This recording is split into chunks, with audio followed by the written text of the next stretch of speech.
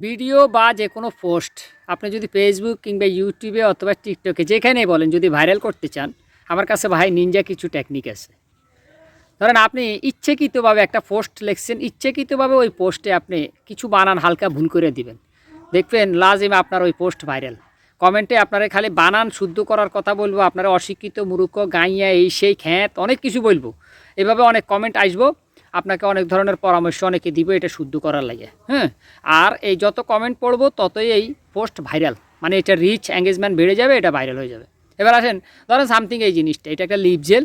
এখন আপনি একটা ভিডিও বানালেন যে এই লিপ জেল ধরেন সামথিং একটা জিনিস দিয়ে বানাইছে, ভালো কোনো উপাদানের কথা বললেন, যেমন মোম দিয়ে বানাইছে, যদি আপনি বলেন এটা ভাইরাল হবে না। আপনি যদি করেন যে এই লিপ জেল ঘুদি বানাইছে, হ্যাঁ, আর ক্যাপশনে লিখে দিলেন ধরেন ঘুদি তৈরি করছে লিপ জেল, আরে সাংঘাতিক সাইচ্ছে বাই কাম, ভিডিও ভাইরাল। ধরেন এটা বিস্কিট, আপনি লিখলেন এটা আটা ময়দা দিয়ে বানাইছে, এটা কেউ দেখবও না।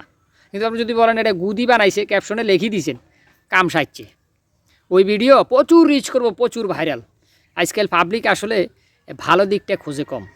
আপনি ধরেন সুন্দরভাবে হাঁটতেছেন, এরকম ভিডিও করলে হবে না।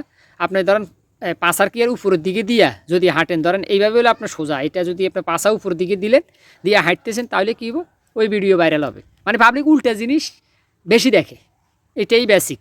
এটা হলো ভিডিও ভাইরাল করার কিছু নিনজা টেকনিক। মাঝে মাঝে আপনারা ভিডিও যখন করবেন, ভিডিওর ভিতরে 2-1 অক্ষর ইচ্ছাকৃত ভুল করে দিবেন, শব্দ উচ্চারণ, দেখবেন যে ওই ভিডিওর রিচ বেড়ে যাবে।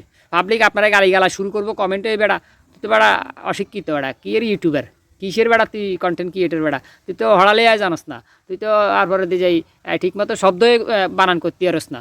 আনি বুঝেন না, কমেন্টে আপনার গাইলেই শেষ, আর যত গাইলেইব তত ওই ভিডিও ভাইরাল হবে। কারণ কমেন্ট যত বেশি, রিচ এঙ্গেজমেন্ট তত বেশি। হ্যাঁ, আমি বলছি এই জন্য আবার আপনারা এই কাম করেন না, হ্যাঁ, তাহলে কিন্তু পাবলিকের গালিগালা শুনতে হইব। এটা যাক বেসিক একটা বিষয় বুঝাইলাম আর কি।